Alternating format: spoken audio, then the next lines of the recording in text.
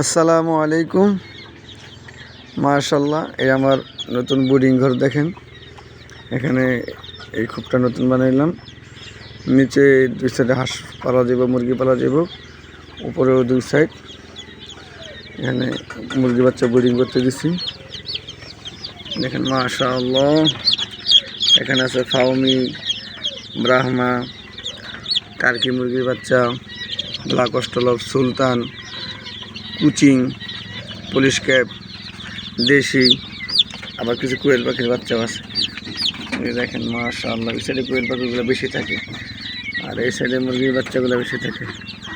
মাশাআল্লাহ মাশাআল্লাহ, যাদের লাগে যোগাযোগ করতে পারেন।